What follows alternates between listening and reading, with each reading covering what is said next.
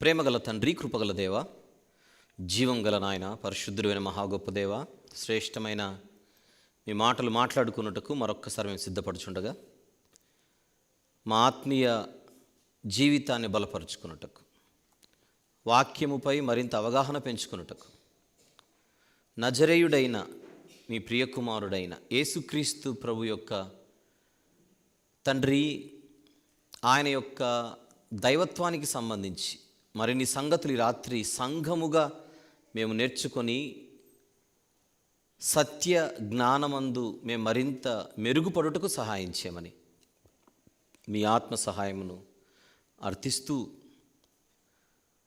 యేసుక్రీస్తు ప్రభు వారు శిలువలో కార్చిన అమూల్యమైన రక్తమును ఆశ్రయించి మాత్రమే మీ సన్నిధికి వచ్చుచు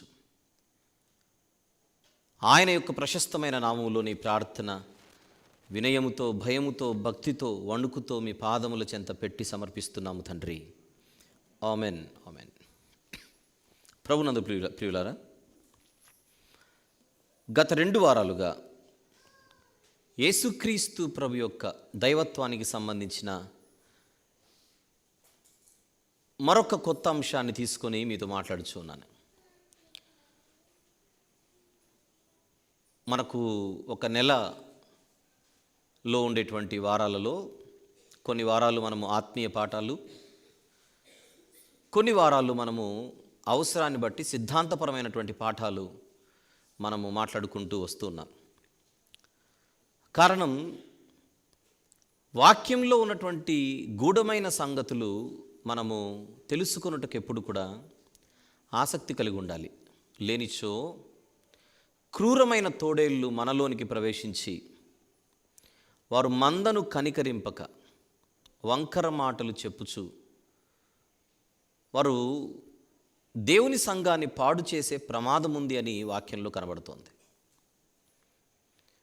పరిశుద్ధులకు ఒక్కసారే అప్పగింపబడిన బోధ నిమిత్తము మీరు పోరాడాలి అని సంఘానికి పిలుపునిస్తున్నాడు భక్తుడు.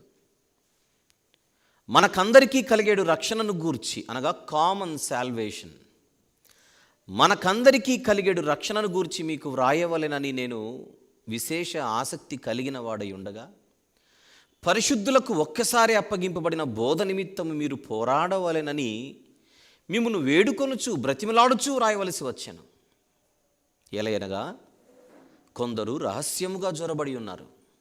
వారు భక్తిహీనులై దేవుని కృపను కామాతురత్వమునకు దుర్వినియోగపరుచుకొనుచు మన అద్వితీయ నాథుడును ప్రభు అయిన యేసుక్రీస్తును వారు విసర్జించుచున్నారు. ఈ తీర్పును పొందుటకు వారు పూర్వమందే సూచింపబడిన వారని యూదాపత్రికలో భక్తుడు సంఘాన్ని కళ్ళు తెరుచుకోమని చెబుతున్నాడు. అందుచేత మూల పాఠాలు ఏవైతే ఉంటాయో ఆ మూల పాఠాలకు సంబంధించి కేవలము కాపర్లు మాత్రమే చూసుకుంటారు, బోధకులు మాత్రమే చూసుకుంటారు, మాకు సంబంధం లేదు అని అనుకుంటే చిట్టి చిల్లకమ్మ జామకాయను గుటుక్కన మింగినట్టుగా మన విశ్వాస జీవితాన్ని ఎవరో ఒకరు అసత్య బోధ చేత మింగేసిన తర్వాత మింగబడ్డామని కూడా మనకు తెలియదు. యోనా గారికైనా నేను తిమింగలం లోపల ఉన్నానని తెలిసిందేమో కానీ మనం అసత్య గర్భంలో ఉన్నామన్న సంగతి మనకు తెలియదు.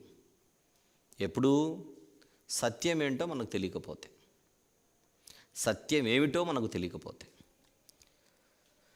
అందుచేత గత 2 వారాలుగా ఒక విషయాన్ని మీతో మాట్లాడుతూ ప్రస్తావిస్తూ ఉన్నాను. చిన్నప్పుడు సండే స్కూల్ ప్రాయంలో దేవుని గురించి మనకు తెలిసినది కొంత. వయసు పెరిగే కొద్దీ, వాక్యానికి మనము ఎక్స్పోజ్ అయ్యే కొద్దీ అనేక సంగతులు మనం నేర్చుకుంటూ ప్రయాణం చేస్తాం. అలా మరణించేంత వరకు మనము బైబిల్ చదివేటప్పుడు అనేకమైన గూఢమైన దేవునిని గూర్చిన సంగతులు నేర్చుకుంటూనే ఉంటాం. ఇది కంటిన్యూస్ ప్రాసెస్. మిక్కిలి మెల్లనైన గుసగుస శబ్దము పాటిదే అని అంటున్నాడు దేవుని గురించి మనం వినుచున్నది. ఆయనను గురించి సంపూర్ణంగా, పరిపూర్ణంగా మనం తెలుసుకోవాలనంటే ఈ జీవితం అసలు సరిపోదు. అందుచేత ఇది నిరంతర ప్రక్రియ.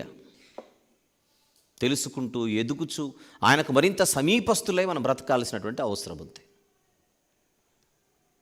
పోతే గత 2 వారాలుగా మీ ముందు నేను ప్రస్తావిస్తున్నది ఏంటో అంశాన్ని ఒకసారి మనము గుర్తు చేసుకుందాం. ఆన్ ద స్క్రీన్,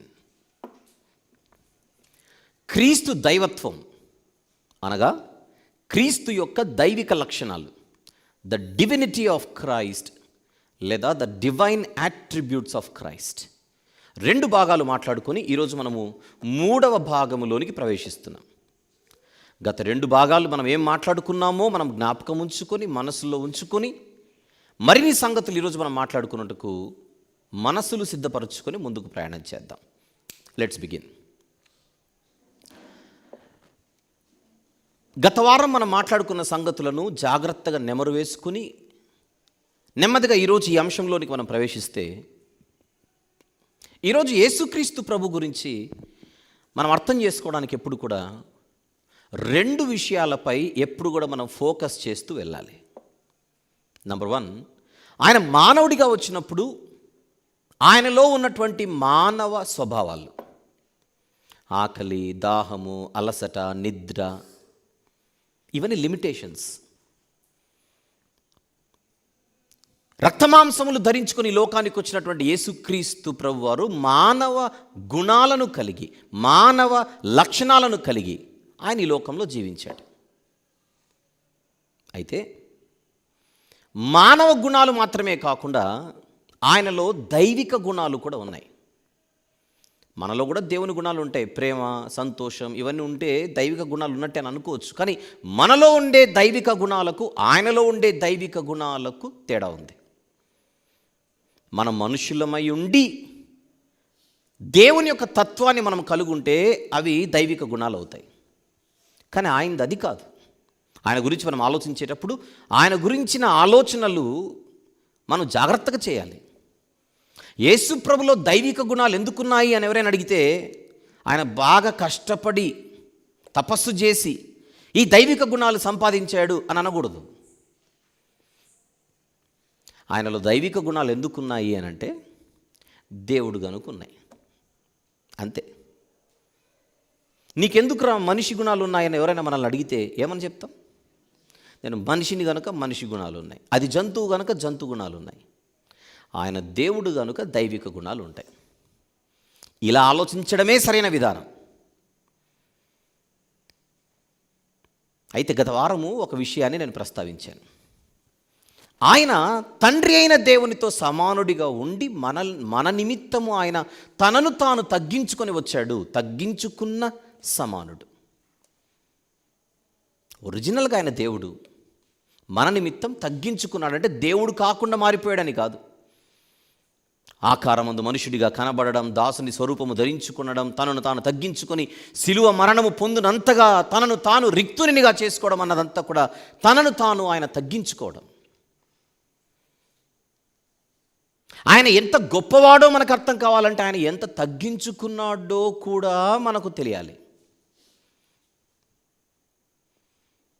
అందుకే ఆయన గురించి ఒకవేళ మీరు నన్ను ఒక మాటలో డిస్క్రైబ్ చేయమని అడిగితే, ఆయన దీనుడైన దేవుడు. ఎవరు? దీనుడైన దేవుడు. మంచి పాట ఉంటుంది, ఎంత దీనాతి దీనము ఓ యేసయ్యా అని. కుదిరితే రమేష్ గారు రాబోయే వారాల్లో పాడితే, ఈ మాసంలో మీరు పాడితే బాగుంటుంది. ఈ గడిచిన వారంలో అనుకున్నాను ఈ పాట రమేష్ గారి చేత ఒకసారి పాడించుకోవాలి సంఘంలో అని. ఇప్పుడు మళ్ళీ నాకు అది జ్ఞాపకానికి వచ్చింది. అంతేనా? ఎంత దీనాతి దీనము ఓ యేసయ్యా, నీ జననం ఎంత దయనీయము, తలచుకుంటే నా గుండె బరువెక్కుతుంది, కరిగి తరిగి నీరగుచున్నది. నీ సృష్టిలో ఈ లోకమే నీవు మాకు ఇచ్చిన సత్రమయ్యా, ఆ సత్రములో ఓ యేసయ్యా నీకు స్థలమే లేకపోయేనయ్యా. అందుకే యేసుప్రభు ఎంత గొప్పోడో మనము ఆలోచించడం మాత్రమే కాదు మన బాధ్యత, ఎంత తగ్గించుకున్నాడో కూడా అర్థం చేసుకోవడానికి నిజంగా కష్టపడాలి, ప్రయాసపడాలి. ఈ 2 మన బాధ్యత.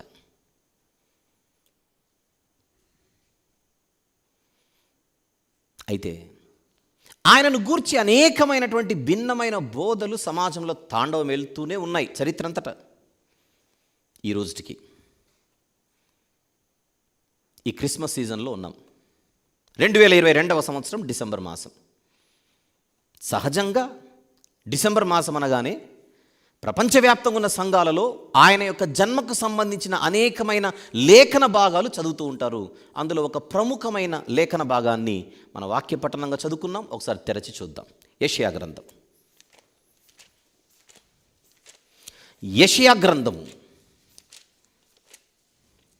9వ అధ్యాయం. మనకు బాగా సుపరిచితమైన పోర్షన్ ఇది. యెషయా గ్రంథము 9వ అధ్యాయం 6వ వచనం ఒకసారి చూద్దాం. Verse number 6. ఏలయనగా మనకు శిశువు పుట్టెను, మనకు కుమారుడు అనుగ్రహింపబడెను, ఆయన భుజము మీద రాజ్యభారముండును, ఆశ్చర్యకరుడు, ఆలోచనకర్త, బలవంతుడైన దేవుడు, నిత్యుడగు తండ్రి, సమాధానకర్తయగు అధిపతి అని అతనికి పేరు పెట్టబడును అని ఉంది. సహజంగా మనం ఎప్పుడు ఈ వాక్య భాగాన్ని చదివినా మనకు వెంటనే ఇది ఎవరి గురించి అని స్ట్రైక్ అవుతుంటుంది మనసులో. యేసుప్రభు గురించి అనే స్ట్రైక్ అవుతుంటుంది. అయితే అక్కడక్కడ కొంతమంది ఇది యేసుప్రభు గురించి కాదు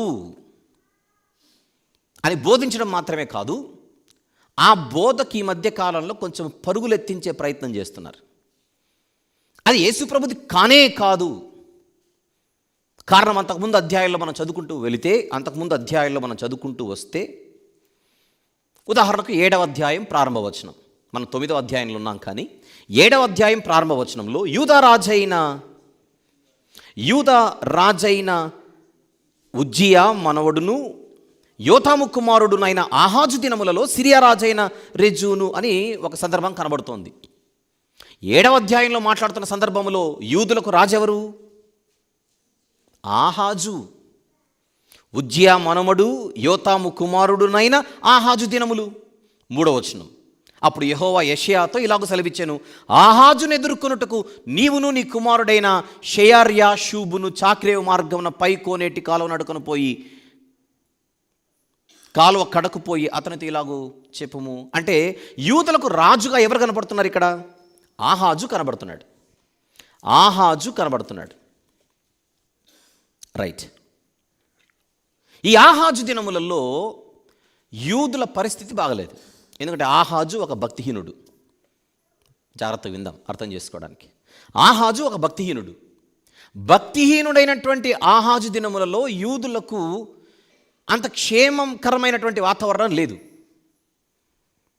అలాంటి పరిస్థితుల్లో ప్రజలందరూ కూడా ఒక రకంగా ఒక సమాధానకరమైనటువంటి వాతావరణం కొరకు 1000 కళ్ళతో ఎదురు చూస్తున్న రోజులవి.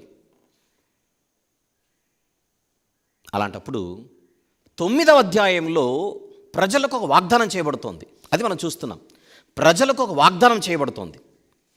ఏమిటది? ఒక్కసారి మళ్ళీ 6వ వచనం చూద్దాం. ఏలయనగా మనకు శిశువు పుట్టెను, మన కుమారుడు అనుగ్రహించబడెను. అంతకుముందు సందర్భంలో రాజెవరు యూదులకు? ఆహాజు. ఆహాజు దినములలో సమాధానము లేని పరిస్థితులలో ప్రజలందరూ కూడా సమాధానం కొరకు ఎదురు చూస్తుండగా ఒక వాగ్దానం చేయబడుతోంది. ఆ వాగ్దానం ఏంటో మొదటి వచనం చూద్దాం ఒకసారి. 9వ అధ్యాయం మొదటి వచనం. అయినను వేదన పొందిన దేశము మీద మబ్బు నిలవలేదు. పూర్వకాలమున ఆయన జెబూలూను దేశమును నఫ్తాలి దేశమును అవమానపరచెను. అంత్యకాలమున ఆయన సముద్ర ప్రాంతమును అనగా యోర్దాను అద్దరిని అన్యజనుల గలిలయ ప్రదేశమును మహిమగలదానిగా చేయుచున్నాడు. చీకటిలో నడుచు జనులు గొప్ప వెలుగును చూచుచున్నారు. మరణఛాయ గల దేశ నివాసుల మీద వెలుగు ప్రకాశించును అని చెప్పుకుంటూ 6వ వచనంకి వచ్చేసరికి ఏలయనగా మనకు ఎందుకనగా ఏలయనగా అంటే అర్థం ఏంటి? ఎందుకనగా అంటే ఇప్పుడు నేను చదివినటువంటి ప్రారంభ వచనాలలో ఒక మంచి రోజులు రాబోతున్నాయి, మంచి భవిష్యత్తు ప్రజల కోసం ఎదురు చూస్తోంది అని చెబుతూ, ఎందుకనగా మనకు శిశువు పుట్టెను, ఎందుకనగా మనకు కుమారుడు అనుగ్రహించబడెను, ఆయన భుజం మీద రాజ్యభారం ఉండును అనేసరికి అంతకుముందు అధ్యాయాలలో యూదులకు రాజు ఆహాజు గనుక, ఒకవేళ చరిత్రలోనికి తొంగి మనం చూస్తే ఆహాజుకు పుట్టిన కుమారుడు రాజైన హిజ్కియా మనకు బైబిల్లో. ఆహాజు అనేటువంటి రాజుకు పుట్టిన కుమారుడి పేరేంటి? హిజ్కియా. హిజ్కియా గారి కాలంలో యూదుల పరిస్థితి ఎలాగుందని మనం దినవృత్తాంతముల గ్రంథాల లాంటి చరిత్ర గ్రంథాలను మనం చూస్తే,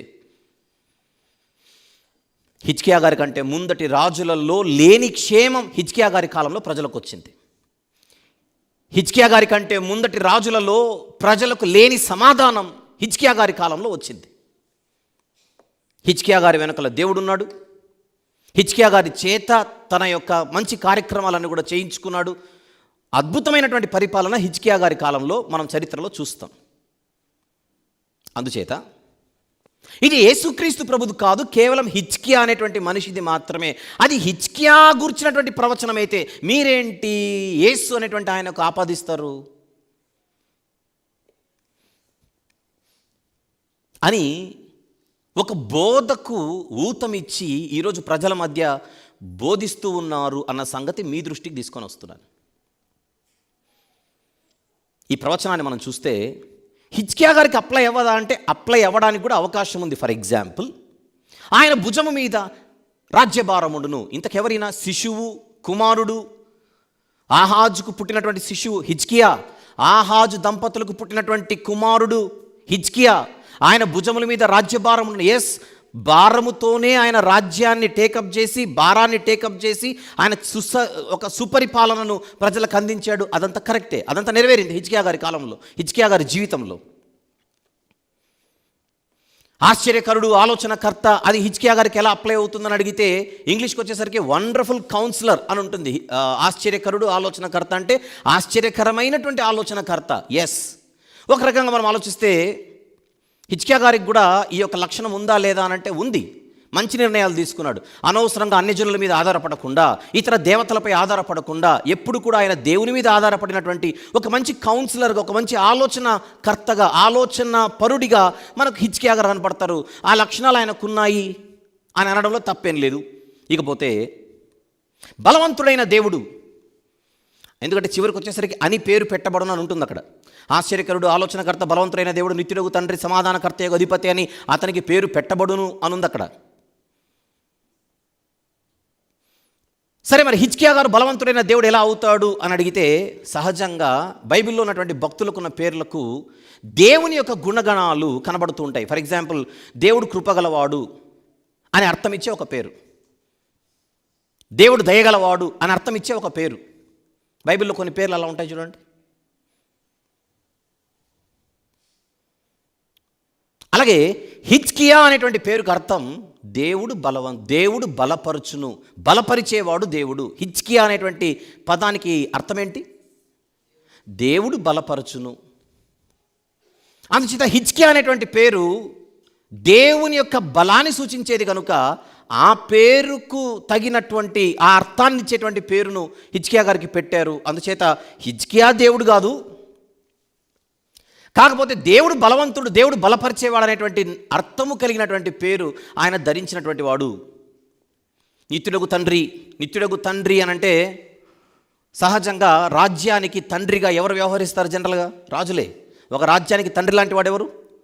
రాజే. గనుక నిత్యుడగు తండ్రి అంటే ఆయన ఉన్నంత కాలము హిజ్కియా గారు ఒక తండ్రి లాంటి పాత్ర పోషిస్తాడు. అలాగనే సమాధానకర్త, అధిపతి అని అంటే సమాధానము లేని కాలములో ఆయన రాజై సమాధానాన్ని తీసుకొని వచ్చినటువంటి ఒక రాజు. అందుచేత ఇది హిజ్కియా గారిదే కానీ యేసు ప్రభుది కాదు అని బోధించేవారు ఉన్నారు. విషయం ఏంటంటే,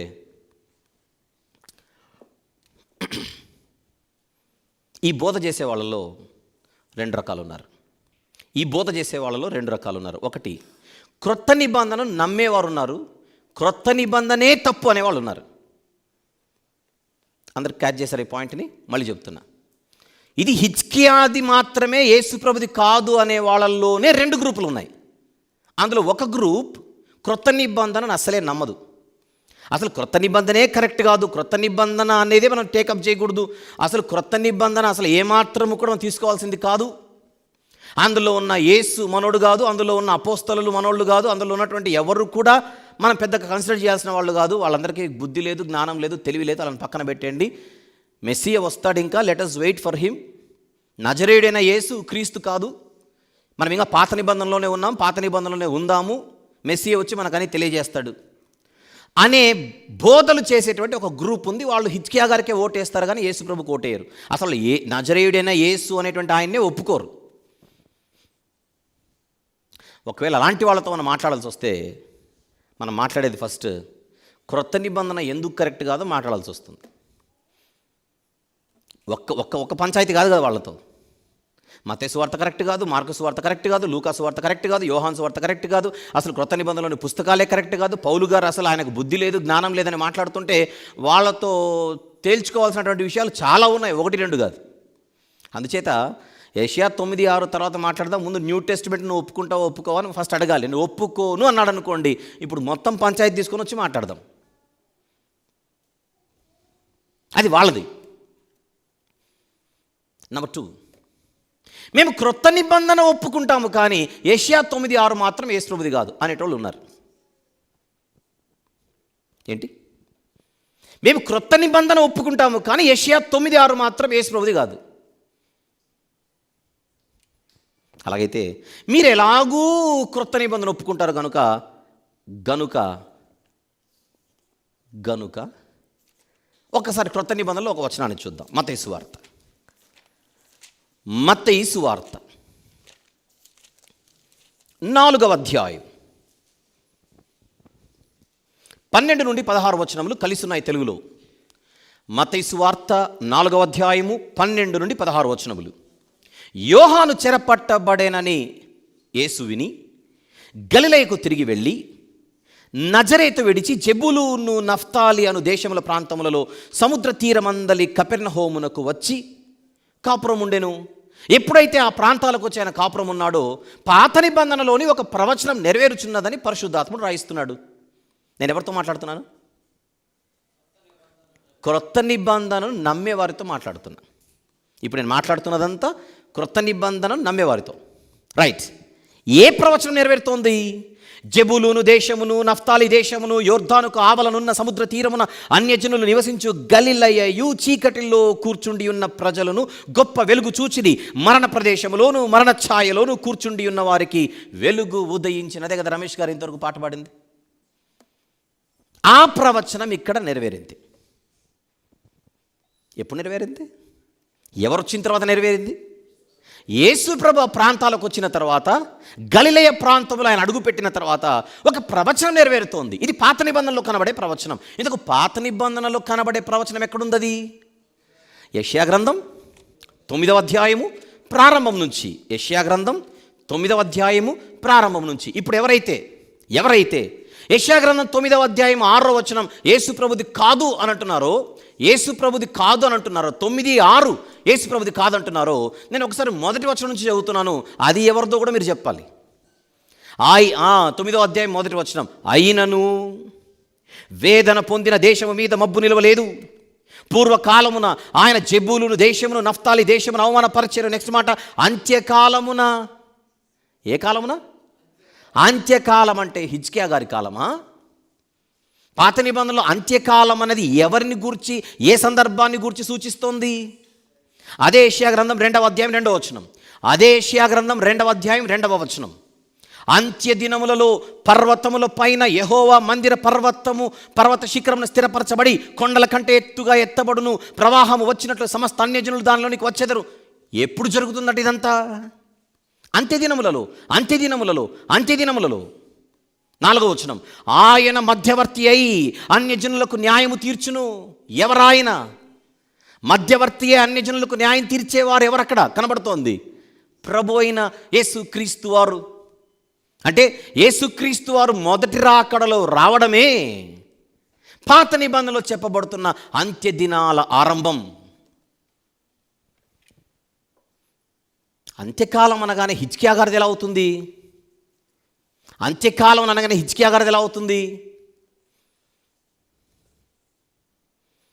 అంతకుముందు 2వ అధ్యాయం నుంచి కూడా అంత్యకాలం, అంత్యదినములు అంటే ఏ కాంటెక్స్ట్ని, ఏ కాలాన్ని సూచిస్తూ వ్రాస్తున్నాడు ప్రవక్త గారు? హిజ్కియా గారి కాలాన్నా? యెషయా గ్రంథం 2వ అధ్యాయం 2వ వచనంలో కూడా హిజ్కియా గారేనా? అంత్యదినములలో మందిరము, దేవుని మందిరము పర్వత శిఖరాలపై నిలబడుతుందనంటే అది హిజ్కియా గారి కాలము. రాసుకోండి మరి, పెన్ తీసుకొని.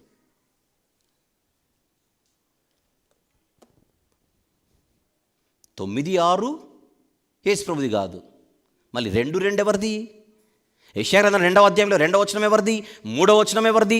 4వ వచనం ఎవరిది? 9వ అధ్యాయంలో ప్రారంభం నుంచి ఉన్నటువంటి వచనాలు ఎవరివి? అంత్యకాలమున ఆయన సముద్ర ప్రాంతమును అనగా యోర్దాను అద్దరిని అన్యజనుల గలిలయ ప్రదేశమును మహిమ గలదానిగా చేయుచున్నాడు. చీకటిలో నడుచు జనులు గొప్ప వెలుగును చూచుచున్నారు. మరణ ఛాయ గల దేశ నివాసుల మీద వెలుగు ప్రకాశించిన. ఎవరి గురించిది? మత్తయి సువార్తలో ఎవరి గురించి అని రాయబడింది అక్కడ? మత్తయి సువార్త 4వ అధ్యాయంలో 12 నుండి 16 వచనాలలో ఈ ప్రవచనం అంతా ఎవరికి అప్లై చేసి పరిశుద్ధాత్ముడు రాయించాడు? యేసు ప్రభుని గురించి అయితే నేను క్రొత్త నిబంధన మేము నమ్మేదము, క్రొత్త నిబంధన మేము నమ్ముతున్నాం అనేటువంటి వారిని అడుగుతున్నాను. మరి మత్తయి సువార్త 4:12 నుంచి 16 ఏం చేద్దాం? మత్తయి గారు, ఇంతకు మత్తయి గారు ఎవరు? అపోస్తలుడైన మత్తయి గారు తన పుస్తకములో యెషయా 9లోని ప్రారంభ వచనాలు యేసుప్రభులో ఫుల్ఫిల్ అవుతున్నాయని చెబుతుంటే అది యేసుప్రభుదే కాదని మీరు చెప్తారంటే ఎవరు చెప్తున్నారు? కాకమ్మ కథలు.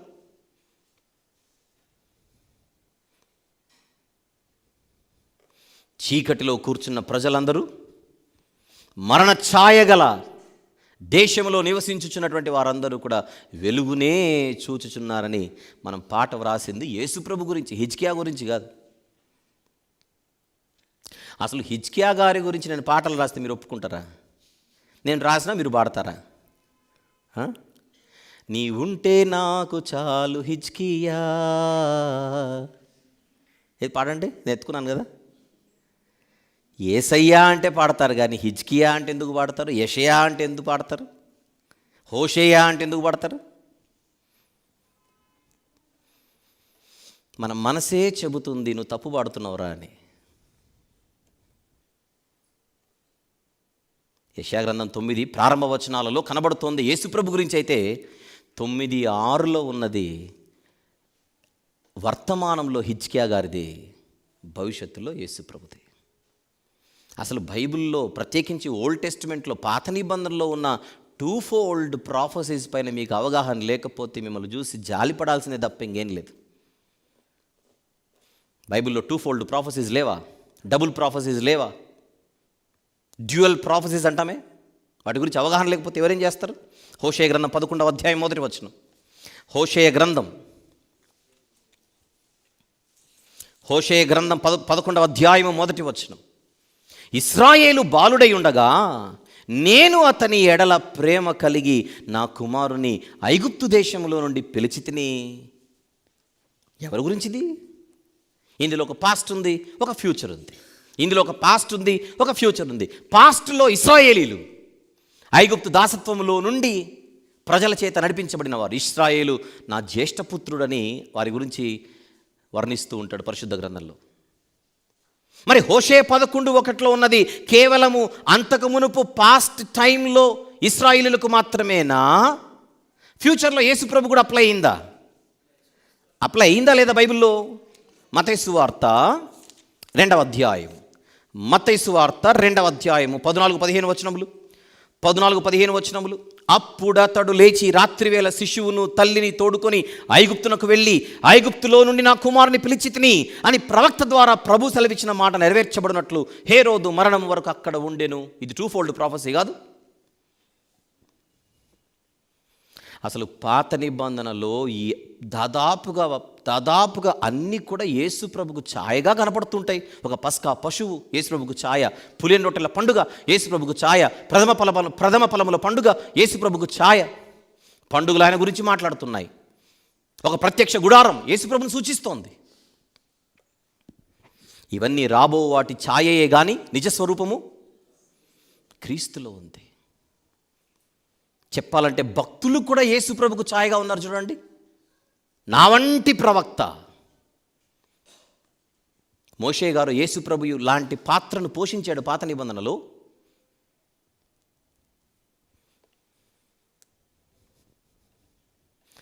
ఏవి సాదృశ్యంగా ఉన్నాయి, ఏవి ఛాయారూపంగా ఉన్నాయి? ఇంతకుముందు భాగాలలో సొలొమోను గారి గురించినటువంటి ప్రాఫెసీ డిస్టెంట్ ఫ్యూచర్లో యేసుప్రభుకి ఎలా అప్లై అవుతుందో, అందులో ఉన్నటువంటి డబుల్ ప్రాఫెసీని మనం ఎలా అర్థం చేసుకోవాలో మనం మాట్లాడుకున్న సందర్భాలు గుర్తుకు చేస్తున్నాను.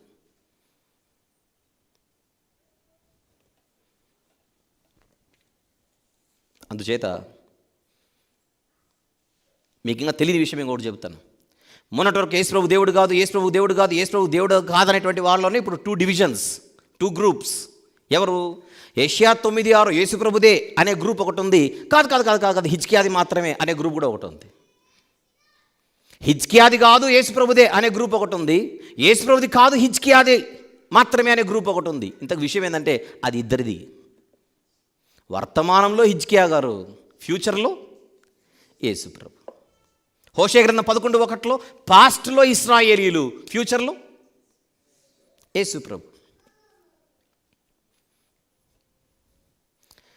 పాత నిబంధనలోని ఇలాంటి ద్విముఖ ప్రవచనాలపై అవగాహన లేకపోతే ఇలాంటి తప్పులు చేసుకుంటూనే ముందుకెళ్ళాలి.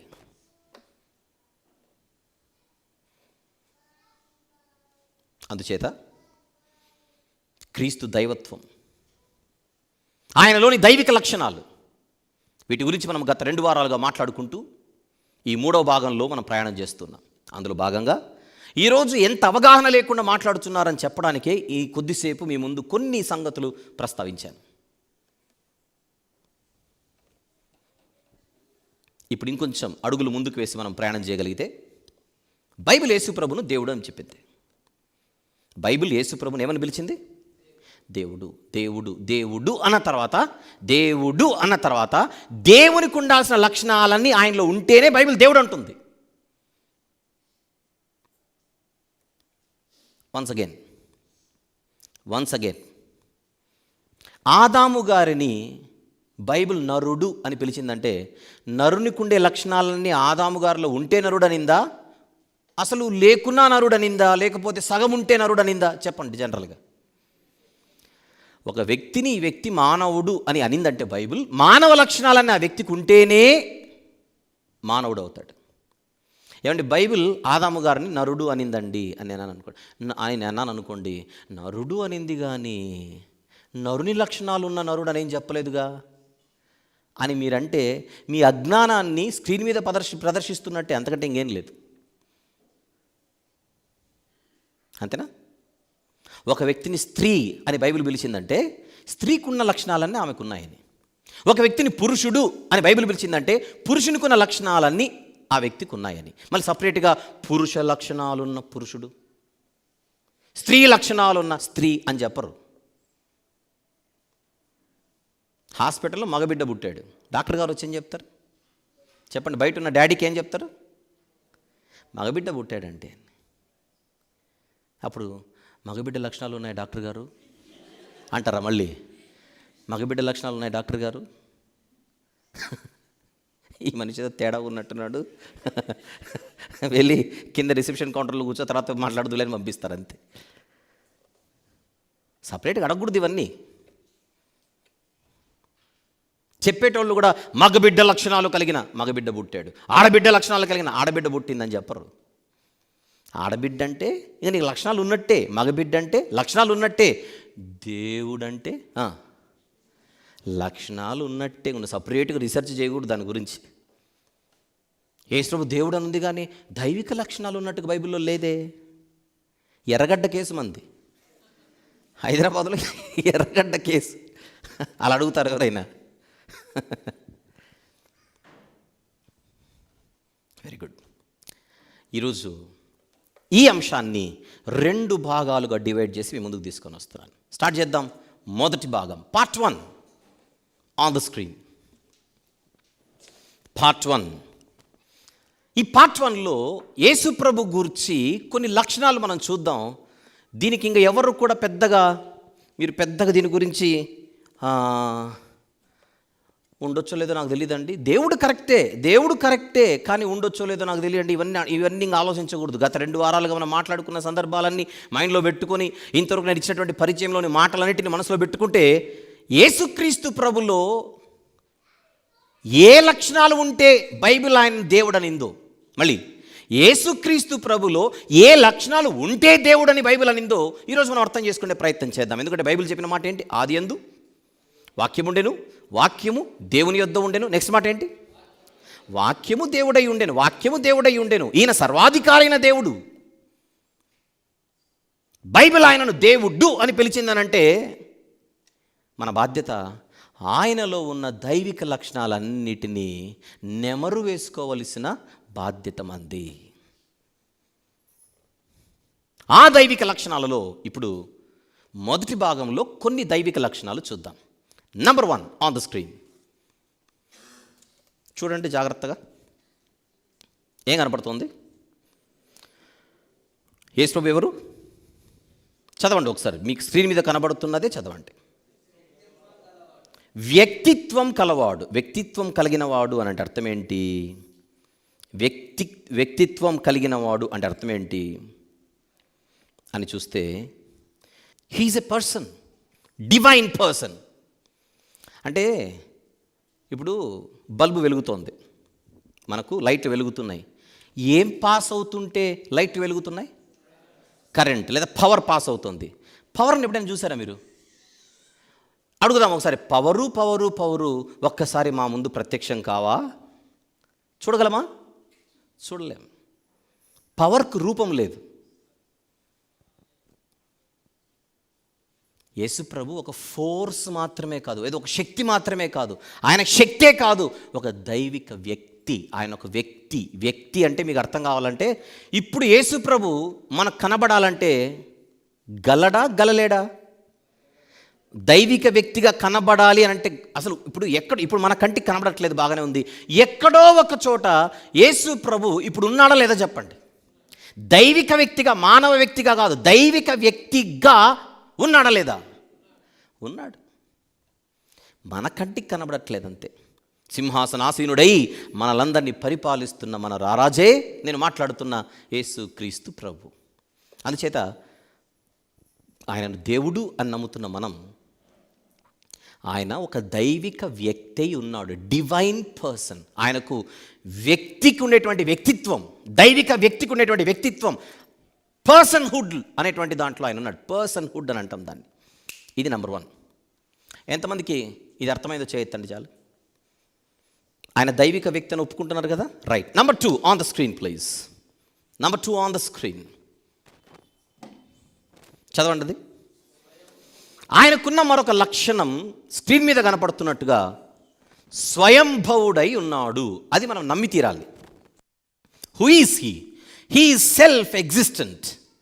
ఆయన స్వయంభవుడై ఉన్నాడు. ఇంతకు మునుపు భాగాలలో మనం మాట్లాడుకున్నాం, యేసు ప్రభును మనం నమ్మాల్సింది దేవుడని మాత్రమే కాదు, నిత్యుడైన దేవుడని నమ్మాలి. కలుగ చేస్తే వచ్చినవాడు కాదు ఆయన, పుట్టిస్తే పుట్టినవాడు కాదు ఆయన, అసలు ఆయన లేని కాలం అంటూ ఏది లేదు. ఎవరో కలుగ చేస్తే వచ్చినవాడు కాదు ఆయన. యేసుక్రీస్తు ప్రభువారు పరలోకంలో సృజింపబడ్డాడు. యేసుక్రీస్తు ప్రభువారు పరలోకంలో కలుగజేయబడ్డాడు. యేసుక్రీస్తు ప్రభువారు పరలోకంలో పుట్టాడని బైబిల్లో మనకి ఎక్కడ రెఫరెన్స్ లేవు. బైబిల్ దానికి సపోర్ట్ చేయదు. ఒకవేళ ఏ వచనాలనైతే చూసి ఆయన పరలోకంలో పుట్టాడని ఒకవేళ మనం అనుకుంటామో అవి అపార్థము చేసుకొనబడినటువంటి వచనాలే తప్ప వాటి భావం అది కాదు. ఈ విషయాలన్నీ కూడా ఇంతకుముందు భాగాలలో నేను మాట్లాడుతూ వివరిస్తూ వచ్చాను. అది మీకున్నటువంటి క్లారిటీ. ఎవరైనా వినకపోతే వినాలి, అంతకంటే ఇంకేం లేదు ఆప్షన్. వినాలంతే. ఇప్పుడు నేను ఇచ్చినటువంటి ఒక సింగిల్ స్టేట్మెంట్ని తీసుకొని దీన్ని పంచాయతీ చేయడానికి చేసే ప్రయత్నాలు చేయకూడదు.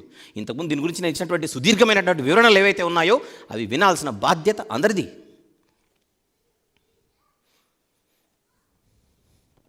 బైబిల్లో యేసుప్రభును దేవుడు అని పిలిచారండి నేను నమ్ముతున్నాను అని నేనంటే, స్వయంభవుడు అని ఇంతకు మనం చూసాం కదా స్క్రీన్ మీద, ఆయన స్వయంభవుడు అని నమ్మాల్సిందే అంతే. స్వయంభవుడు అని నమ్మాల్సిందే అంతే. ఈయన మనిషి అండి అని నేను అన్నాను అనుకోండి, ఎక్కడి నుంచో ఊడిపడి ఉంటాడండి అని అనుకోకూడదు. మనిషి అంటే పుట్టినోడే మనిషి. ఒక వ్యక్తిని మనిషి అని అన్నప్పుడు ఆటోమేటిక్గా మనిషికి ఉండాల్సినటువంటి సహజ సిద్ధమైనటువంటి లక్షణాలు ఎలాగైతే మన వెంటనే మదిలో మనకు స్ఫురిస్తాయో, దేవుడు అన్న తర్వాత ఈ లక్షణాలన్నీ ఆయనకు ఉంటేనే ఆయన దేవుడు అవుతాడు. ఏమనండి నేను నమ్మను, పో ఇంకేం చేస్తాం, పక్కకు జరుగు, అంతే. నమ్మే వాళ్ళు నమ్ముతారు అంతే. నమ్మాలి. Number 3 on the screen. Next please. ఆయన స్వయంభవుడు అని మనం నమ్మినప్పుడు ఆటోమేటిక్గా నంబర్ 3 ఏమవుతుంది? నిత్యుడు. యేసు ప్రభు నిత్యుడు, నిత్యుడైన దేవుడు, నిత్యుడు కాని దేవుడు కాదు. ప్రియులారా, నేను దేవుడనైతే నమ్ముతాను, నిత్యుడని నమ్మను. నేను దేవుడనైతే నమ్ముతాను, నిత్యుడనైతే నమ్మను అని ఎవరైనా అంటే మీరు నమ్ముతున్న దేవుడని ఒప్పుకుంటున్నట్టయితే కాదు. ఎందుకంటే మీ ఉద్దేశం ఆయన దేవుడు అనే టైటిల్ ఎవరో ఇస్తే ఆయనకు వచ్చింది అనే కాన్సెప్ట్లో మీరున్నారు. దేవుడు అనే టైటిల్ ఇవ్వబడిన దేవుడు, దేవుడు అనే టైటిల్ ఇస్తే తీసుకున్న దేవుడు, దేవునిగా చేయబడిన దేవుడు, ఇవన్నీ యేసులోకి అప్లై ఆయన గురించినటువంటి జ్ఞానంలో మనం అభివృద్ధి చెందాలి. నేను అక్కడే ఉంటానంటే ఎలా? నేర్చుకోవాలి. నేను బాగా బైబిల్ చదివిన తర్వాత యేసు ఇంకా తక్కువ కనపడుతున్నాడు అని ఎవరన్నా అన్నారనుకోండి, సరిగ్గా చదవలేదు. మరి నేను బాగా బైబిల్ చదివిన తర్వాత నాకు అర్థమైంది ఏంటంటే యేసుప్రభు మనం అనుకున్నంత గొప్పోడు కాదండి అని ఎవరైనా అన్నారనుకోండి, మనం సరిగ్గా చదవలేదు అంతే. అదే నేను బాగా బైబిల్ చదివిన తర్వాత, ఇంకా బాగా నేను బైబిల్ చదివిన తర్వాత, బాగా చదవడం అంటే అర్థం ఏంటి? ఇంతకు మునుపు చదివిన దానికంటే మరింత ఎక్కువగా నేను బైబిల్ చదివితే యేసుప్రభు మనం అనుకున్న దానికంటే గొప్పోడండి అనండి. ఇది బాగుంది. మీకు 2 స్టేట్మెంట్స్ ఇచ్చాను ఇప్పుడు. ముందు మీకు ఏది బాగుందో, ఏది ధర్మమో మీరు చెప్పండి. నాకు ఏది అంగీకార యోగ్యంగా ఉందో మీరు చెప్పండి, ఏది న్యాయంగా ఉందో మీరు చెప్పండి. నేను బైబిల్ ఇంకా ఎక్కువగా నేను పరిశీలించడం మొదలు పెడితే నాకు అర్థమైన ఫలితం ఏంటంటే, మనం అనుకున్నంత గొప్పోడేం కాదు యేసుప్రభు అన్నారనుకోండి, చక్కగా చదవనట్టు. మరొక వ్యక్తి వచ్చి, నేను ఈ మధ్యకాలంలో మరింత లోతుగా నేను బైబిల్ చదివాను, అలా చదివినప్పుడు నాకు అర్థమైంది యేసుప్రభు మనం అనుకున్నంత కంటే గొప్పోడు. ఇది ఎంత బాగుంది మాట. ఇది పురోగతి, అది తిరోగతి.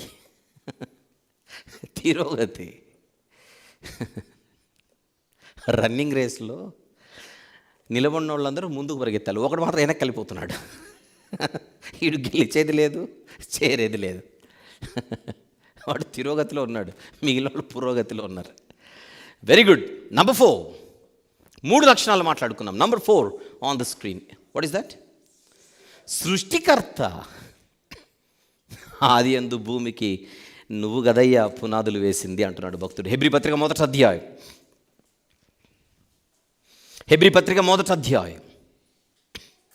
10వ వచనం. మరియు ప్రభువా నీవు ఆది యందు భూమికి పునాది వేసితివి, ఆకాశములు కూడా నీ చేతి పనులే అని యేసుప్రభు గురించి ఆయనను సృష్టికర్తగా బైబిల్ చూపిస్తుంది. క్రియేటర్. యేసుప్రభు ఎవరు? సృష్టికర్త. ఇన్ని విషయాలు మీరు వింటూ వచ్చారు కనుక ఇప్పుడు నేను చెబుతున్న వెంటనే మీరు క్యాచ్ చేయగలుగుతున్నారు. ఇప్పుడు విన్నోళ్ళకి అర్థమవుతాయి, వినకపోతే ఇబ్బంది. వెళ్దాం, మనకు టైం తక్కువ ఉంది కనుక కొంచెం స్పీడ్కి వెళ్ళే ప్రయత్నం చేస్తున్నాను. ఒక మాట అడుగుతాను, చెప్పండి. నేను చూపించే ముందుగా, ఒకటే టైంలో యేసుప్రభు ఎక్కడైనా ఉండగలడా? ఇక్కడున్నాడు కనుక మరొక చోట ఉండలేడా? At a time, can he be at any place? Can he be present everywhere? Yes. ఒకే టైంలో అంతటా ఉండగలడు. అందుకే ఆయనను ఈ లక్షణంతో మనం వర్ణించవచ్చు. Number 5 on the screen. ఏంటది? సర్వవ్యాపి, ఆమ్ని ప్రెజెంట్. సర్వవ్యాపి, ఆమ్ని ప్రెజెంట్, బట్ నాట్ సర్వాంతర్యామి. ఎందుకంటే ఇంగ్లీష్లో మీకు సర్వవ్యాపిని ఆమ్ని ప్రెజెంట్ అంటే, సర్వాంతర్యామిని ఇమనెంట్. ఏమంటాం? ఇమనెంట్ అని అంటాం. ఇక్కడ నేను ఒక చిన్న ఎక్స్ప్లెనేషన్ ఇస్తాను, అందరూ జాగ్రత్తగా వినండి. మళ్ళీ స్క్రీన్ చూపించు. సేమ్ అది చూడండి. ఇక్కడ సర్వవ్యాపి అంటే అంతటా వ్యాపించగలిగినటువంటి లక్షణము కలిగినటువంటి వాడు. అది బాగుంది. అయితే సర్వాంతర్యామి అనేటువంటి తెలుగు పదానికి 2 మీనింగ్స్ ఉన్నాయి. సర్వాంతర్యామి అనేటువంటి పదానికి తెలుగులో 2 మీనింగ్స్ ఉన్నాయి. అందులో ఒకటి సర్వవ్యాపి అనే మీనింగ్లో ఒకటి ఉంది. సర్వవ్యాపికి పర్యాయ పదంగా కూడా సర్వాంతర్యామి వస్తుంది. అగైన్ సర్వాంతర్యామి అనేటువంటి, సర్వవ్యాపి అనేటువంటి భావంలోనే సర్వాంతర్యామి కూడా వస్తుంది. అయితే సర్వాంతర్యామికి మరొక అర్థం ఉంది. అదేమిటి అని అడిగితే, ప్రతి వస్తువులో ఉంటాడు. రాయిలో ఉంటాడు, పుట్టలో ఉంటాడు, చెట్టులో ఉంటాడు, అన్నిట్లో ఉంటాడు.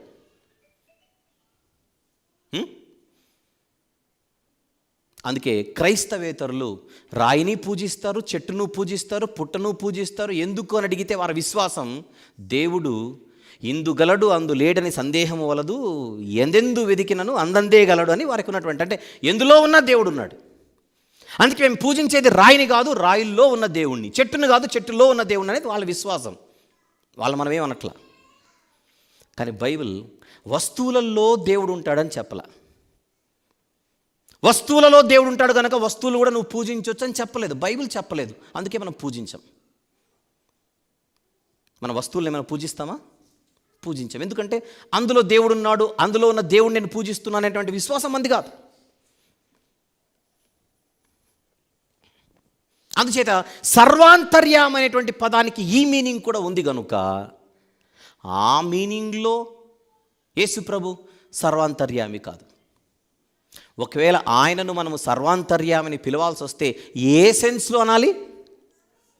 సర్వవ్యాపి అనే సెన్స్లోనే మనము పిలవచ్చు. కొన్ని సందర్భాలలో దాన్ని మరోలా అనుకొని యేసుప్రభు అన్ని వస్తువుల్లో ఉంటాడు, అన్ని చెట్లల్లో ఉంటాడు, అన్ని పుట్టల్లో ఉంటాడు, అన్ని రాళ్లల్లో ఉంటారు అనే ఆలోచన ఎవరికైనా వస్తుందేమోనని సర్వాంతర్యామి అనేటువంటి పదానికి బదులుగా మనం ఎప్పుడు ఏ పదం వాడుతుండాలి? సర్వవ్యాపి అనే వాడాలి. ఇప్పుడు మీరు చక్కగా నన్ను కౌంటర్ చేయొచ్చు, అవకాశం ఉంది. ఎందుకు బాబు? నువ్వు రాసిన పాటల్లో ఒక పాట ఉంది, ఆకాశమందు ఆసీనుడైన వాడు అని ఒక పాట రాశాను. అందులో నేను సర్వాంతర్యామి అనే పదం వాడాను. ఆ స్టార్టింగ్ లైన్ చెప్పండి అమ్మా మీకు గుర్తుంటే.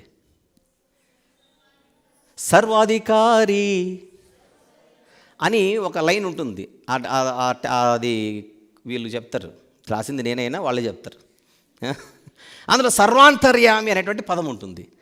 ఆ పాట రిలీజ్ అయిన తర్వాత రిలీజ్ అయ్యే రోజు నేను చెప్పాను సర్వాంతర్యామి అనేటువంటి పదములో నా ఉద్దేశం ఇది, కానీ అది కాదు అని చెప్పాను.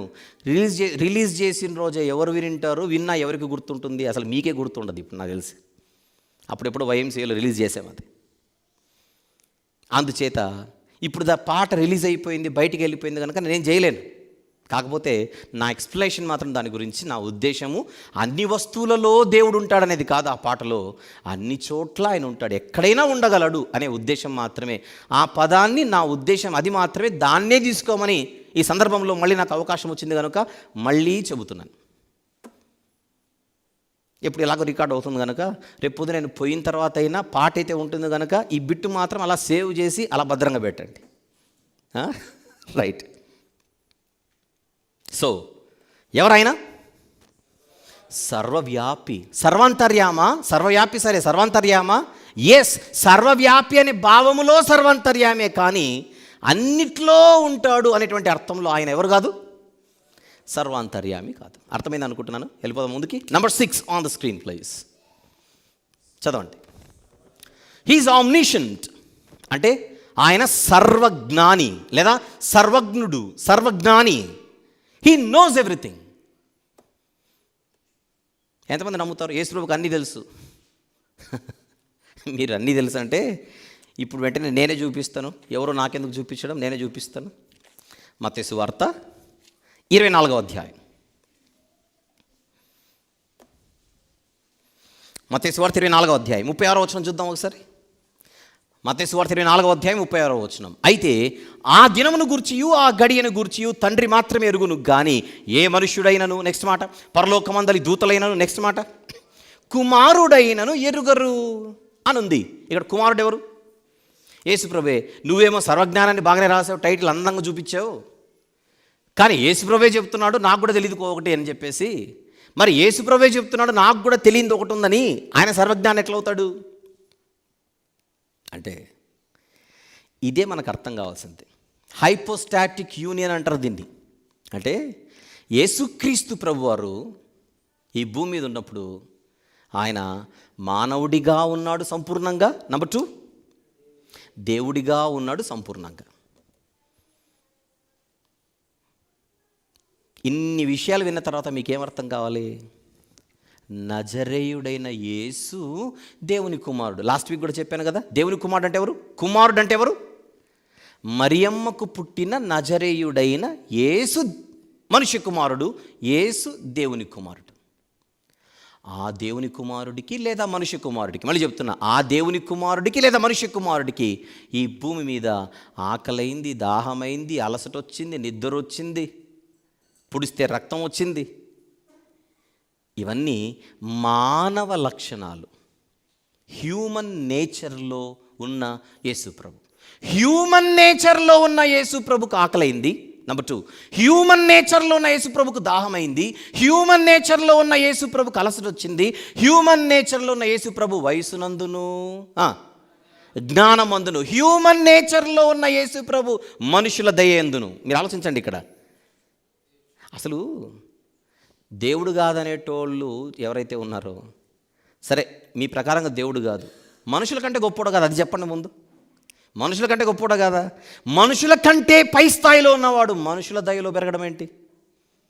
మనుషుల కంటే పై స్థాయిలో ఉన్నవాడు మనుషుల దయలో పెరగడం ఏంటి? బుద్ధి జ్ఞానముల సర్వసంపదలు ఎవరి యందు గుప్తమై ఉన్నవి? ఆయన యందే గుప్తమై ఉన్నవి. బుద్ధి జ్ఞానముల సర్వసంపదలన్నీ ఆయన యందు గుప్తమై ఉంటే ఇప్పుడు ఆయన వయసునందును జ్ఞానమందు వర్ధిల్లడం ఏంటి? ఇది చదవడం రావాలి మనకు. అదే చెప్పాను, హ్యూమన్ నేచర్లో ఉన్న ఆయన ఆకలి, దాహం, నిద్ర, అలసట, వీటన్నిటితో పాటు వయసుతో పాటు జ్ఞానమందు వర్ధిల్లినటువంటి విషయాలు మనకు అర్థమైతే, హ్యూమన్ నేచర్లో ఉన్న యేసు ప్రభు ఈ భూమి మీద ఏమి చేయాలన్నా తనంతట తానే ఏమి చెయ్యక పరలోకపు తండ్రి మీద ఆధారపడి చేశాడు. చెప్పండి అందరం మళ్ళీ. హ్యూమన్ నేచర్లో ఉన్న మానవ పరిధిలో ఉన్నటువంటి యేసుప్రభు వారు ఏమి చేయాలన్నా పరలోక తండ్రిపై ఆధారపడ్డాడు. ఆ జ్యూరిడిక్షన్లోనే, ఆ పరిధిలోనే ఆయన కొన్ని సంగతులు కాదు, ముఖ్యంగా ఇక్కడ మాట్లాడుతున్నది ఏంటి?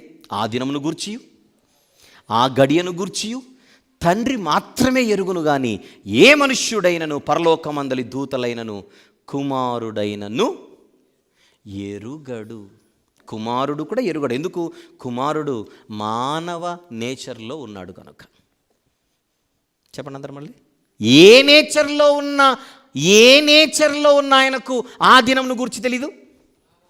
హ్యూమన్ నేచర్లో ఉన్న ఆ కుమారునికి ఈ దినమును గురించి తెలీదు. ఇప్పుడు అడుగుతున్నా, ఏ నేచర్లో ఉన్న ఆయనకు అన్నీ తెలుసు? ఏ నేచర్లో ఉన్న ఆయన సర్వజ్ఞుడు? ఏ నేచర్లో ఉన్న ఆయన సర్వజ్ఞాని? చెప్పండి. ఇక డివైన్ నేచర్ అంటే యేసు ప్రభులో 2 నేచర్స్ ఉన్నాయా? ఉన్నాయి. చెప్పండి, రెండేంటో? Number 1 divine nature, number 2 human nature. ఎవడైనా యేసు ప్రభు దేవుడైతే ఆయనకు ఆకలి ఎందుకు అయిందండి? మీరు చెప్పండి. ఇప్పుడు నేను అడుగుతున్నాను మిమ్మల్ని, యేసు ప్రభు దేవుడు అంటున్నారు కదా మీరందరూ, నేను అడుగుతున్నాను మిమ్మల్ని, యేసు ప్రభు దేవుడైతే ఆకలి ఎందుకైందండి? మీరు చెప్పండి ఆన్సర్. అది హ్యూమన్ నేచర్ బాబు, అంతే, ఇంకేం లేదు, అది హ్యూమన్ నేచర్ బాబు. మళ్ళీ అడుగుతున్నా, యేసు ప్రభు దేవుడైతే దాహం ఎందుకైందండి? చెప్పండి ఆన్సర్. అది హ్యూమన్ నేచర్ అండి. యేసు ప్రభు దేవుడైతే నిద్ర ఎందుకు వచ్చిందండి? Human nature. యేసు ప్రభు దేవుడైతే ఎందుకు కలిసిపోయాడండి? Human nature. యేసు ప్రభు దేవుడైతే పొడిస్తే రక్తం ఎందుకు వచ్చిందండి? Human nature. యేసు ప్రభు దేవుడైతే ఆ దినం గురించి ఎందుకు తెలియదండి? ఆన్సర్ చెప్పండి. ఇక అది హ్యూమన్ నేచర్ బాబు. చాప్టర్ క్లోజ్, మ్యాటర్ కథం. డివైన్ నేచర్లో ఆయన ఆమ్నిషెంట్. మళ్ళీ చూపించు. సర్వజ్ఞాని, సర్వజ్ఞుడు. ఇవన్నీ వేదాంత విద్యలో నేర్పిస్తారు. థియాలజికల్ కాలేజ్లో చేరితే ఇవన్నీ నేర్పిస్తారు. నేర్చుకోవాలి. అన్నీ తెలిసినట్టుగా వచ్చి ఓ అని ఎగిరితేలా?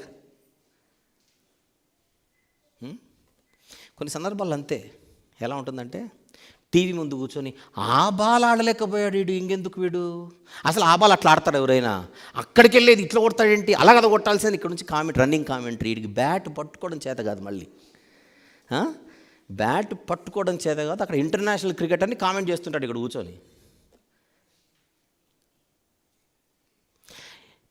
ఏం ప్రభుత్వమునండి, ఈయనకు పరిపాలన రాదు, పాడు రాదు, అసలు ఏం చేయాలి, ఈ పథకం ఎవడైనా చేస్తాడా, అదేం చేస్తాడు, ఇదేం చేస్తాడు, ఇంత మాట్లాడతాడా,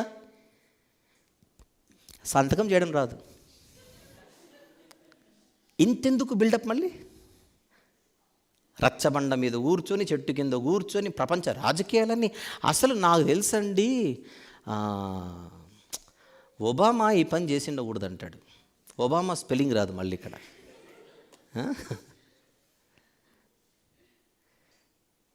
మన పరిధి ఏంటో మనకు తెలియాలి, మన స్టాండర్డ్ ఏంటో మనకు తెలియాలి, మన లిమిటేషన్స్ ఏంటో మనకు తెలియాలి, దానికి తగ్గట్టుగా మాట్లాడాలి.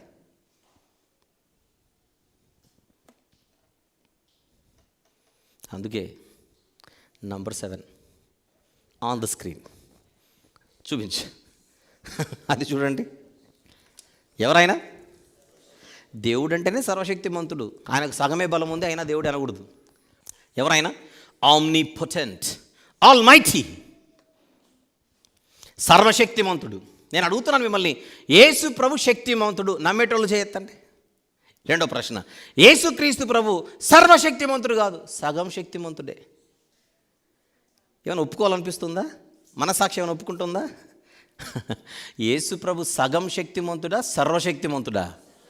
ఎవరైనా ఆయన సర్వశక్తిమంతుడు కాదంటే అన్నారు అనుకోండి, ఒకసారి ఢీ కొట్టి చూడు, నీకు అర్థమవుతుంది. ఢీ కొట్టి చూడు. మునికోలలకు ఎదురు తన్నుట నీకు సాధ్యం కాదయ్యా, పెట్టుకోక అనవసరంగా. నీకు బుద్ధి ఉంటే నన్ను ఫాలోగా, ఢీ కొట్టకు, నీకంత లేదు, నీ వల్ల కాదు అన్నాడు. ఆయన బుద్ధిమంతుడు కనుక మారిపోయాడు. మనం మూర్ఖుల సంఘానికి అధ్యక్షులు అనుకోండి, ఇంకా ఫిక్స్ అయిపోతాం అంతే. ఆయన వచ్చి కనపడినా నీకు అంత పవర్ లేదు, రా చూసుకుందాం రా అని అంటాం. ఇంకేముంది అక్కడ? Who is the lord Jesus Christ, his God and almighty, omnipotent. Number 8 please అది చూడండి అక్కడ. ఎవరైనా ప్రేమ గలవాడు, హీస్ లవ్.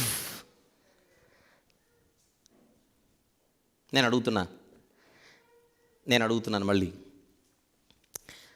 సంపూర్ణ ప్రేమ గలవాడా, సగం ప్రేమ గలవాడా? సంపూర్ణ ప్రేమ గలవాడు. 99% ఆయనలో ప్రేమ ఉందండి, ఆ 1% కొంచెం నాకు నచ్చదు అని అంటామా మనం?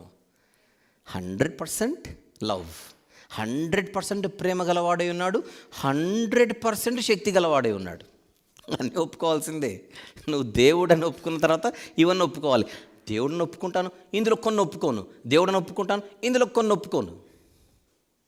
కుదరదు. నువ్వు దానికి ఓటేస్తే ఇవన్నీ ఓటేయాలి. నో ప్రాబ్లం కదా. ఆయన సంపూర్ణ ప్రేమ గలవాడు, అందరూ ఓకే కదా. కంటిన్యూ. Next one please. కౌన్ హే? ఆయన దేవాలయము కంటే గొప్పవాడు. ఆయన దేవాలయము కంటే గొప్పవాడు. He is greater than the temple. మరియు విశ్రాంతి దినమునకు ప్రభువు కూడా. He is the lord of the sabbath. కొంచెం మనసు పెట్టి ఆలోచిస్తే దేవాలయం కంటే గొప్పవాడు దేవుడే అవుతాడు.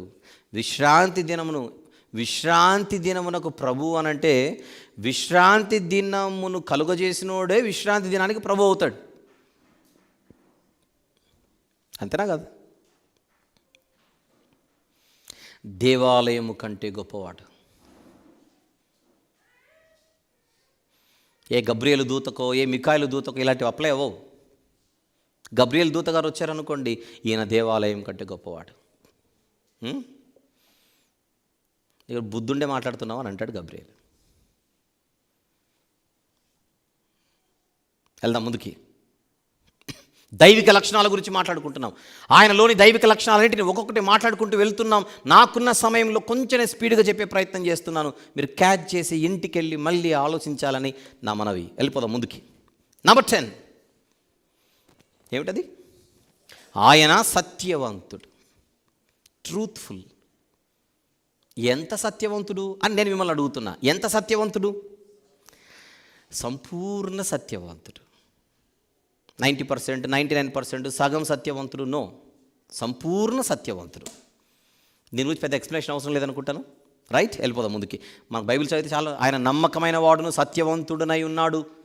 అను నామము కలిగిన వాడు, సత్యవంతుడనే నామం కలిగిన వాడు.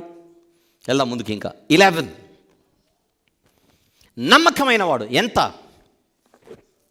సంపూర్ణంగా నమ్మకమైనవాడు, సంపూర్ణంగా నమ్మకమైనవాడు, నమ్మదగినవాడు, నమ్మకమైనవాడు. అండ్ నెంబర్ 12 చూపించు. కృప గలవాడు, కృప గలవాడు. ఎంత?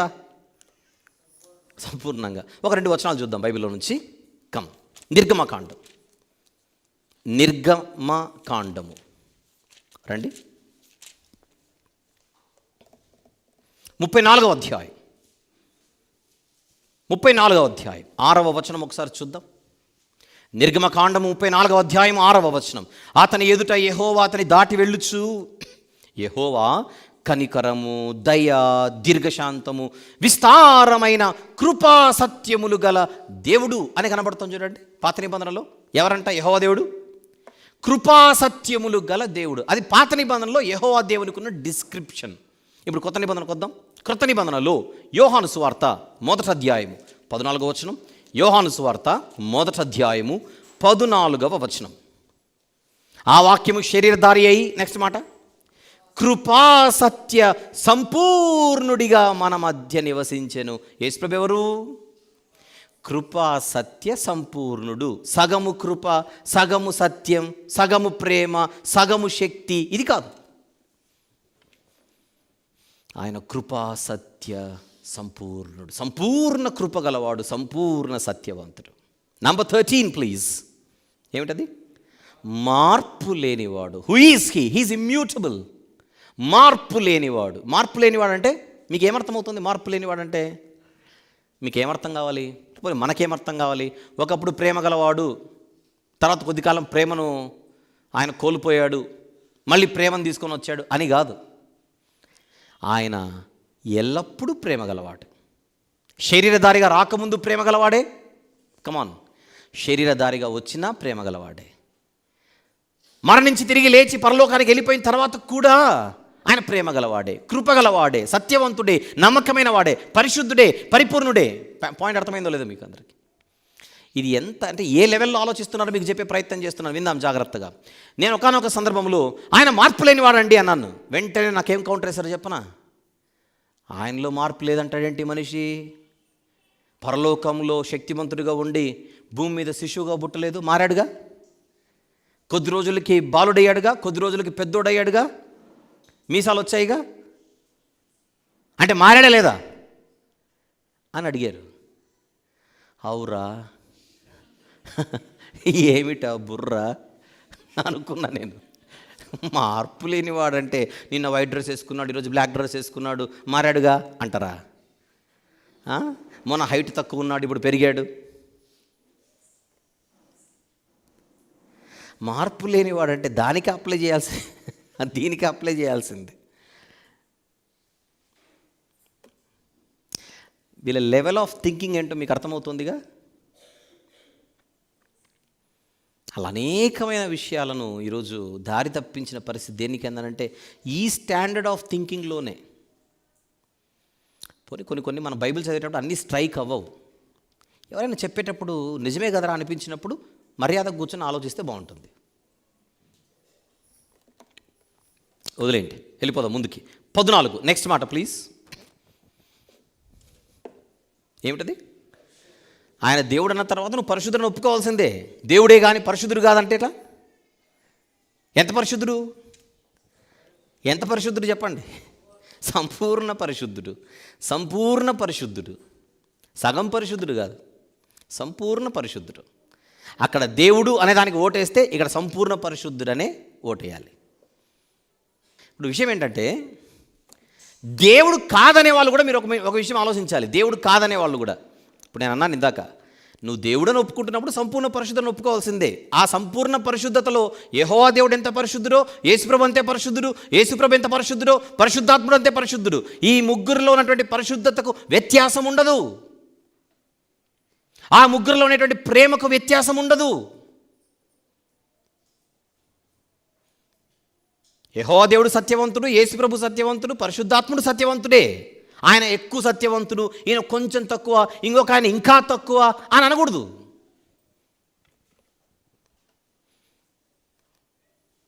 ఎవరైతే యేసుప్రభును దేవుడు అని ఒప్పుకుంటున్నారో ఆయన ఇక సంపూర్ణ పరిశుద్ధులను ఒప్పుకోవాల్సింది ఆటోమేటిక్గా. నేను ఒప్పుకోవాలంటే నువ్వు దేవుడిని ఒప్పుకుంటున్నట్టు కానే కాదది. సంపూర్ణ పరిశుద్ధుడు అంటే ఎంతటి సంపూర్ణ పరిశుద్ధులను ఒప్పుకోవాలి? యెహోవా దేవుడు ఎంత సంపూర్ణ పరిశుద్ధుడో యేసుప్రభు కూడా అంతే సంపూర్ణ పరిశుద్ధులను ఒప్పుకున్నప్పుడే ఆయన నువ్వు దేవుడు అంటున్న దానికి ఒక అర్థం ఉంటుంది. Equal holiness, equal love, equality. Equality, equality in what? Equality in their nature. Yes, 3 of them are equal in their nature. Divine నేచర్లో ఆ ముగ్గురు ఒక్కటే.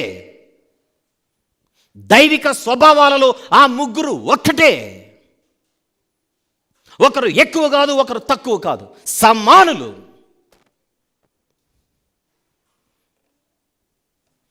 ఎక్కడ డిఫరెన్స్ ఉందో మాట్లాడుకుందాం. ఫస్ట్ ఇది అర్థం కానివ్వండి మనకు. ఈ రాత్రి ఇక్కడ నుంచి వెళ్ళిపోయేలోగా మనమందరం ఒక క్లారిటీతో వెళ్ళిపోవాలి. ఏమిటది? ఆ ముగ్గురు డివైన్ నేచర్లో ఒక్కటే.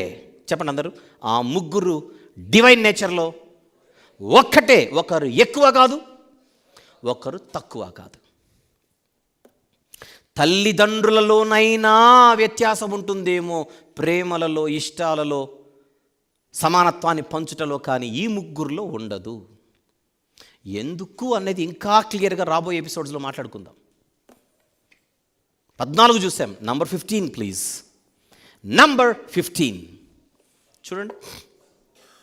ఆయన సంపూర్ణుడు లేదా పరిపూర్ణుడు.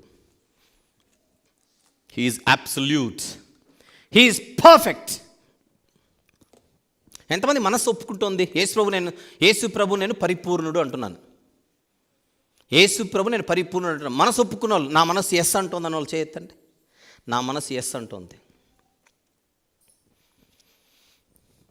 దైవత్వం యొక్క సర్వపరిపూర్ణత శరీరముగా క్రీస్తునందు నివసించుచున్నది. ఆయన అదృశ్య దేవుని స్వరూపి అయి ఉన్నాడు. Exact image, exact image. ఎన్ని లక్షణాలు చెప్పాను? మొత్తం 15 లక్షణాలు చెప్పాను. అన్నిటినీ ఒక్కసారి స్క్రీన్ మీద చూద్దాం. చూడండి ఒకసారి. క్రీస్తు యొక్క దైవిక లక్షణాలు లేదా దైవత్వం, the divine attributes of Christ లేదా హిస్ డివినిటీ. మనం మాట్లాడుకుంటుంది పార్ట్ 1 మాత్రమే. ఇంతవరకు మనం మాట్లాడింది మొదటి భాగం మాత్రమే. ఈ 15 మీరు చూస్తే ఈ 15 ఆ ముగ్గురికి అప్లై అవుతాయి. చదవండి ఒకసారి. వ్యక్తిత్వం గలవాడు, స్వయంభవుడు, నిత్యుడు, సృష్టికర్త, సర్వవ్యాపి, సర్వజ్ఞుడు, సర్వశక్తిమంతుడు, ప్రేమ గలవాడు, దేవాలయం కంటే గొప్పవాడు, సత్యవంతుడు, నమ్మకమైనవాడు, కృపగలవాడు, మార్పు లేనివాడు, పరిశుద్ధుడు, సంపూర్ణుడు లేదా పరిపూర్ణుడు. Show me on the screen. ఇప్పుడు మీరు చూసిన 15 లక్షణాలు ఈ ముగ్గురిలో ఎవరికున్నాయి అని అడుగుతున్నాను. ఈ ముగ్గురిలో ఎవరికున్నాయి చెప్పండి. ముగ్గురికి ఉన్నాయి. ఎంత మోతాదులో ఉన్నాయి? సమానంగా ఉన్నాయి. ముగ్గురు సమానంగా ఉన్నారు ఈ విషయాలలో, ఈ స్వభావాలలో, ఈ గుణాలలో, ఈ లక్షణాలలో.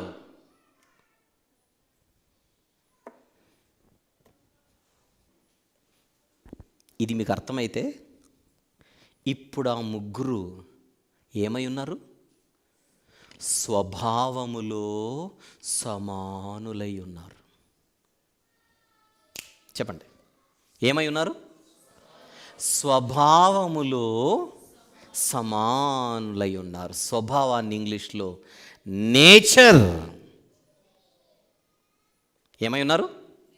నేచర్లో ఈక్వల్ అయి ఉన్నారు. నేచర్లో ఈక్వల్ అయి ఉన్నారు. ఇప్పుడు నేను అడుగుతున్నాను, ఆ ముగ్గురు సమానులా కాదా?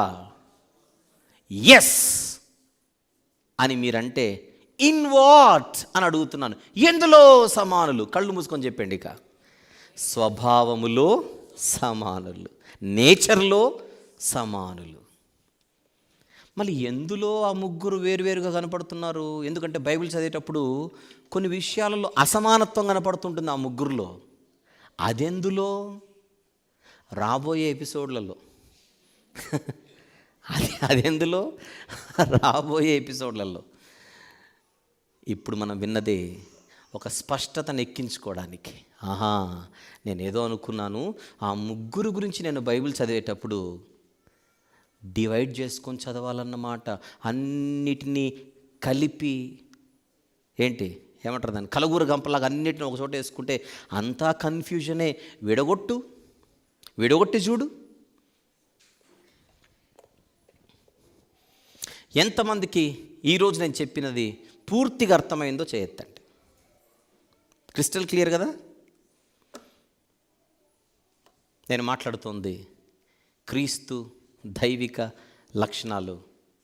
3వ భాగం మాట్లాడుతున్నాను. గత 2 వారాలు 2 భాగాలు మాట్లాడి ఆ 3వ భాగాన్ని 2 భాగాలుగా డివైడ్ చేశాను. ఆ 3వ భాగాన్ని 2 భాగాలుగా డివైడ్ చేశాను. ఆ 2 భాగాలలో ఇంతవరకు నేను చెప్పింది ఎన్నో భాగం? మొదటి భాగం. ఇక్కడితో మొదటి భాగం సమాప్తం. మొదటి భాగము సమాప్తం. పార్ట్ 1 సమాప్తం. రైట్. ఇకపోతే ఇప్పుడు పార్ట్ 2 స్టార్ట్ చేద్దాం అని నేనన్నా.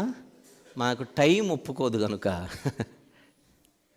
పార్ట్ 2ని వచ్చే వారం మాట్లాడుకుందాం.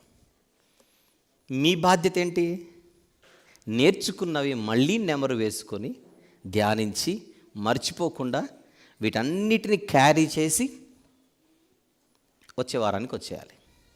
That is our duty. ఇవన్నీ మీకు యూట్యూబ్లో అందుబాటులో వస్తున్నాయి కనుక వినడం మీ బాధ్యత. ఆహారము సిద్ధపరచబడుచున్నది, వచ్చి భుజించడం మీ బాధ్యత, మనందరి బాధ్యత. Excuse me.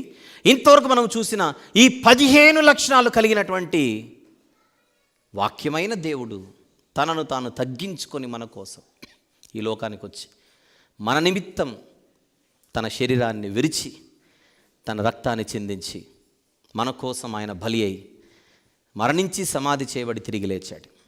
ప్రతి వారం మనం కూడుకున్నప్పుడు ఆయన బలియాగాన్ని మనం నెమరు వేసుకుంటున్నాం, జ్ఞాపకం చేసుకుంటున్నాం. ఎందుకు? ఇంత గొప్ప దేవుడు మనకుండగా మనము ఆయనకు భక్తులై క్రీస్తు యేసునందు సద్భక్తి కలిగి, హిజ్కియానందు భక్తి కలిగి కాదు. మనం హిజ్కియా భక్తులమా, యేసయ్య భక్తులమా? ఆయన భక్తులమై అల్పకాల పాపభోగములు అనుభవించుట కంటే క్రీస్తు విషయమైన నింద గొప్ప భాగ్యమని ఎంచుకొని బ్రతుకుట హిజ్కియానే కాదు, బ్రతుకుట క్రీస్తే అని బతికి పరిశుద్ధులుగా నిర్దోషులుగా జీవించి వాక్యము చేత మన జీవితాలు కడుక్కుంటూ ముందుకే సాగెదం. కొద్దిసేపట్లో మనము ఆయన విరిచిన దేహానికి సాదృశ్యమైన రొట్టెలోను, ఆయన చిందించిన రక్తానికి సాదృశ్యమైన పానీయంలోను చేయి వేయబోచుండగా మనల్ని మనం పరిశీలించుకుంటూ, జాగ్రత్త పరుచుకుంటూ, హెచ్చరించుకుంటూ, పరీక్షించుకుంటూ ఆయన అనుకున్నట్టుగా పరిశుద్ధులుగా మనం ఉన్నామా, ఆయన కోరుకున్నట్టుగా మనము నిర్దోషులుగా బతుకుతున్నామా లేదా, మన హృదయాన్ని వాక్యం చేత శుద్ధి చేసుకుంటున్నామా లేదా అని ప్రశ్నించుకుంటూ, హెచ్చరించుకుంటూ, పరిశీలించుకుంటూ ఇందులో పాలిభాగస్తులు అవుదాం. మోకరిల్లగలిగిన వారు మోకరిల్లి ప్రార్థనలు ఏకీభవించవలసిందిగా మనవి. దీని కొనసాగింపు వచ్చే వారం మనం మాట్లాడుకుందాం. ప్రేమగల తండ్రి, కృపగల దేవ, జీవం గల నాయన, పరిశుద్ధుడైన మహా గొప్ప దేవ, ఈ రాత్రి మీరు మాకిచ్చిన ఈ మాటలన్నిటిని బట్టి మేము స్తుతిస్తున్నాము నాయన. నజరేయుడైన యేసు అంటే ఎవరు అని మేము ఆలోచిస్తుంటే నాయన, నిజానికి ఆయన దేవుడై ఉండి మా నిమిత్తం ఆయన దీనుడిగా, దరిద్రుడిగా, తండ్రి తనను తాను తగ్గించుకొని దాసుని స్వరూపము ధరించి ఆకారమందు మనుష్యుడిగా కనబడి మార్పు కోసం పరితపించి, రక్షణ కోసం పరితపించి మా జీవితాలను ఆయన మెరుగుపరచుటకు తండ్రి చివరకు ప్రాణం పెట్టి మాకు నిమిత్తము బలి అయి తన ప్రేమను, అపారమైనటువంటి ప్రేమను, అగాపే ప్రేమను కనుపరిచిన స్థితిని మేము జ్ఞాపకం చేసుకొనిచున్నాం. దీనంతటిని బట్టి మేము మహిమపరుస్తున్నాం, స్తుతిస్తున్నాం. మీరు ప్రసాదించిన రక్షణను మేము కోల్పోకుండా నాయన భయముతో భక్తితో కాపాడుకొని మరింత ఉన్నతంగా మీ వాక్యాన్ని మేము నేర్చుకున్నటకు ఆయుష్ కలిగి ఆరోగ్యము కలిగి అవకాశాలను అందిపుచ్చుకొని మేము ప్రయాణం చేయటకు సహాయం చేయమని, ఆయన విరిచిన దేహానికి సాదృశ్యంగా రొట్టెలోను ఆయన కార్చిన రక్తానికి సాదృశ్యంగా పానీయంలోను చేయవేయబోచుండగా భయభక్తులతో మేము ఇందులో పాలిభాగస్తులు అవుటకు సహాయం చేయమని యేసు ప్రభు వారి పరిశుద్ధ నామములో ఈ ప్రార్థన మీ పాదముల చెంత పెట్టి భయముతో భక్తితో వినయముతో వణుకుతో సమర్పిస్తున్నాము తండ్రి.